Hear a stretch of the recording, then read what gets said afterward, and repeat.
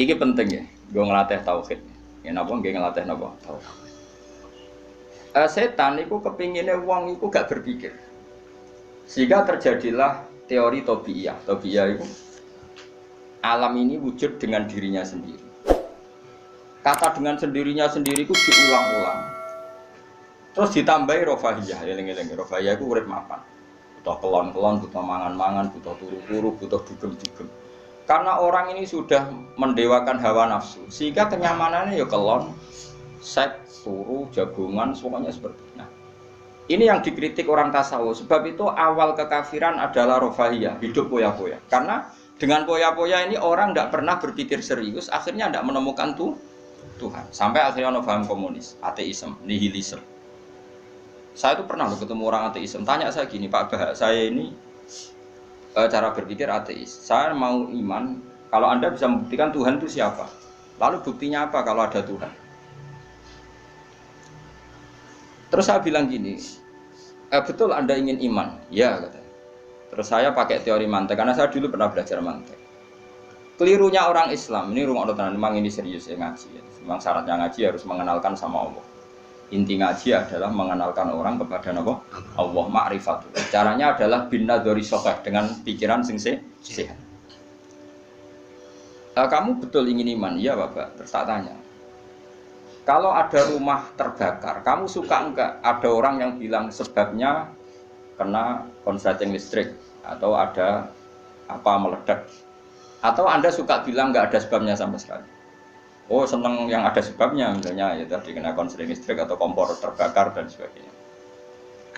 Lalu kalau alam wujud ini kamu suka ada sebabnya apa tanpa sebab? Ya suka ada sebabnya sebetulnya saya. Lah sebab itu oleh Islam dinamai Tuhan. Sebab ini oleh Islam dinamai. Sebab itu dalam ilmu mantek, sebenarnya ilmu mantek itu nggak kenal Allah, bahkan nggak pernah nyebut nama Allah. Saya ulang lagi ya, di ilmu mantek, ilmu logika yang diajarkan di pondok-pondok itu tidak pernah nyebut Allah. Yang disebut adalah alam ini rubah, alam ini makhluk. Kalau makhluk butuh khalik. Paham ya? Alam ini sudah akibat musabab. Kalau akibat berarti butuh sebab. Yang sebab ini kita sebut musabbibul asbab. Dan sebab ini harus lebih dulu ketimbang yang disebabi. Sebab itu harus bersifat qadim. Dan kalau wujud ini butuh sebab wujud, maka wujud penyebab disebut wajib atau wujud superior atau wujud super. Kita sebut wajibil wujud. Paham ya? Sehingga wujud yang ada ini kita butuh sebab. Yaitu harus ada wujud yang superior. Kita nambahi wajibil wujud. Nah, semua itu oleh Islam disebut Allah. Ya, semua itu oleh Islam. Tapi uniknya orang itu langsung iman. Betul ya orang itu. Nah kiai-kiai tidak menerangkan gitu Bapak. Sehingga saya nyari-nyari Allah itu siapa. Mulai dulu bilang kalau Allah itu faktor alam, saya iman. Itu kelirunya kita membalik logika. Dia mau iman, tapi dia nyaman dengan istilah Allah itu apa? Yang dikatakan Tuhan adalah penyebab dari semua ini.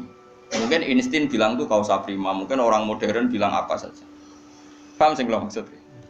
Jadi akal itu harus menemukan itu pasti nggak nyebut Allah. Nah Islam yang mengatakan itu, coba sama cek saja. Ketika Allah mengenalkan dirinya, Iqra bismi rabbikal ladzi khalaq. Allah itu zat yang menciptakan. Khalaqal insana min 'alaq. Itu nggak pernah nyebut dirinya Allah. Ya Yuhanna su'budu rabbakum. Rabbakum itu siapa? Alladzi khalaqakum walladzina min qablikum.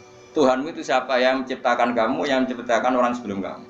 Sebagian ayat, saya kata Allah, nyembahlah saya. Saya itu siapa? Zat yang menciptakan langit.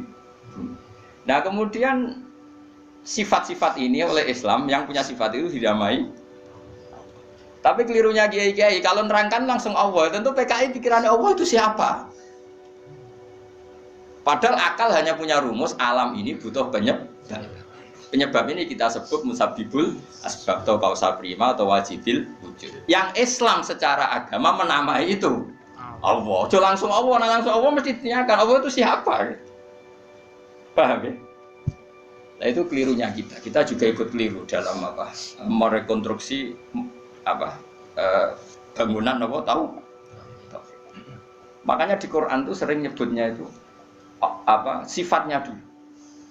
Ini penting saya utarakan. Jadi ini penting sekali ya karena nanti sampean senajan to muridku, kalau muridnya Mbah Mun, muridnya Bapak, nganti muridnya Nabi, nanti ketemu mungkar nakir. Itu tidak bisa kecuali kamu punya kemapanan logika. Jadi taklid itu tidak bisa. Karena mungkar nakir itu kayak pegawai KPU, jadi nak takut itu tebak-tebakan.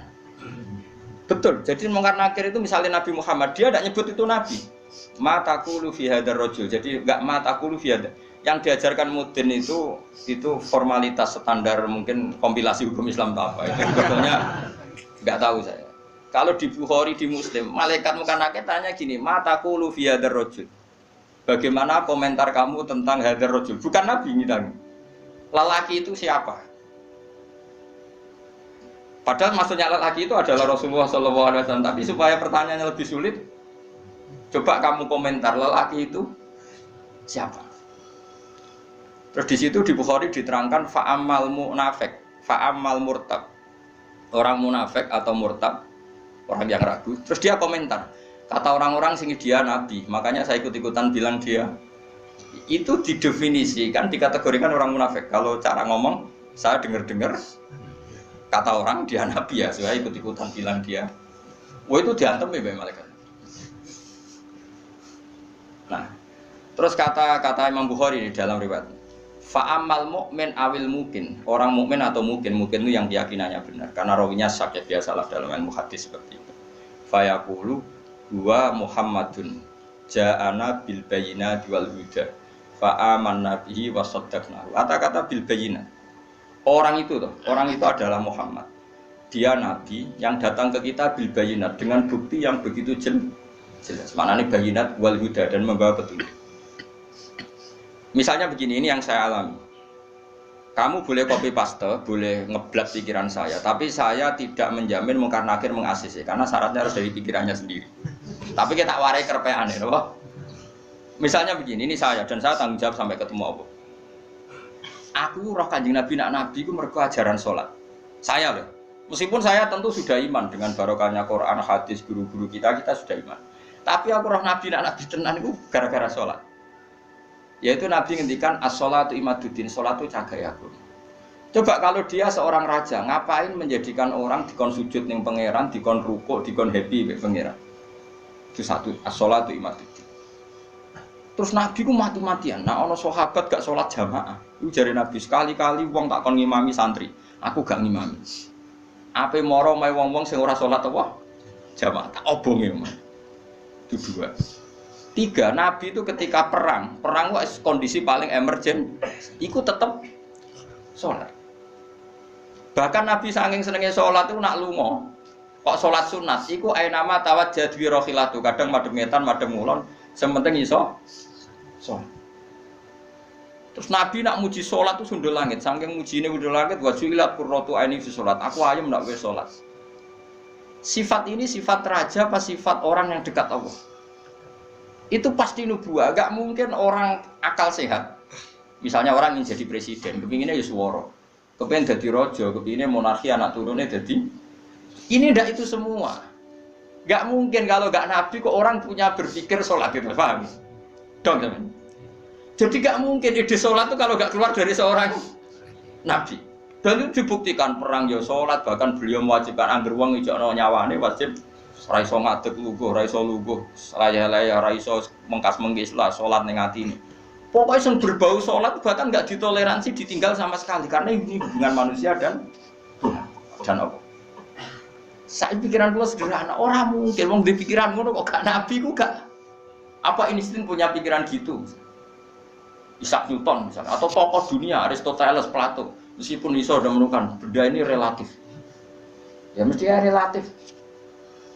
Misalnya manuk doro, ya rungokno nggih, misalnya manuk apa merpati atau manuk kentilang, itu kan cara wong-wong rak manuk yang tidak sangar, tidak ganas. Sing ganas itu manuk apa bidung atau manuk apa lang. Mergo lang iso mangan derkuku.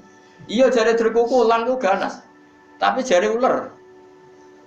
Jare ular tetap derkuku apa? Ora iku sing manuk-manuk lemah itu. Empret yo ganas wong gedene korban. Ya ta. Loh lah iya, itu kan sesuatu nama pasti nisbi. Wedhus iku ora ganas dibanding macan. Tapi jare kuman-kuman uler-uler sing urip ning turi yo ganas wedhus perkara dipangan sak. Ya santung-untung ngene kok. Artinya apa? Insting pinter ngono iku aku ya iso maksudnya iku. Tapi Nabi ku unik idene iku salat. Terus pangeran iku buta seksi. Ben dadi seksine Nabi ku bahkan orientasine salat iku bojo. Mulane jare kula kudu utang jasa mbek Ibnu Hajar Asqalani. Kena apa Nabi bojone akeh. Wong paling cangkem elek wong wedok. Lha iku bojone Nabi ku pirang-pirang, kudune kan mangkel. Wong jenenge ana marwah akeh kudune mangkel. Tapi terus ditakoki kenangane wek Nabi ku ya salat. Jare Aisyah, di bojo gandeng Nabi ku ya repot. Aku wis turu ning ngarepe, terlentang ngono ya tetep tinggal salat. Bojomu dhe kenangan wek kowe ngono ta ora ngono. Artine Nabi ku gak main salat bojone sing dimaru wae ditakoki wong yo kenangane yo salat. Jare Aisyah, aku wis terlentang. Bahkan kuntu bene yadehi kal janazah. Nabi pas salat aku ning ngarepe kok Aisyah wayu berarti. Nah kok bojomu kowe ra mbok terusno kan ana sebabe gitu. Nah sambok terusno sebabe apa kira roh. Elek judes elek melarat sembuh ngono. Iku jare Aisyah, aku terlentang kok janazah. Nak Nabi ngadeg, aku tak jujurno. Nabi nak salat suwi.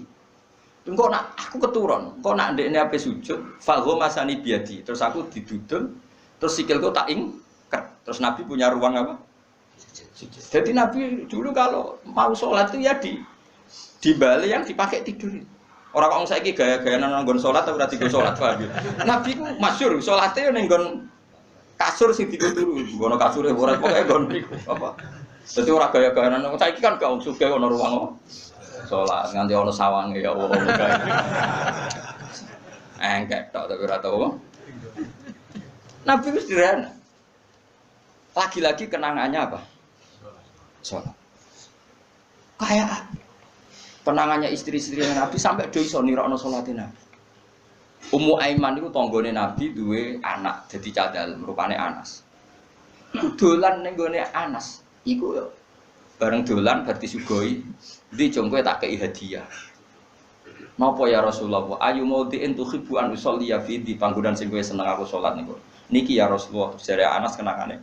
Aku duwe kloso sing wis rada elek, tak lapi sithik terus Nabi salat di situ. Dadi kaya apa? Lho iku wis gak mungkin wong kok duwe ide salat.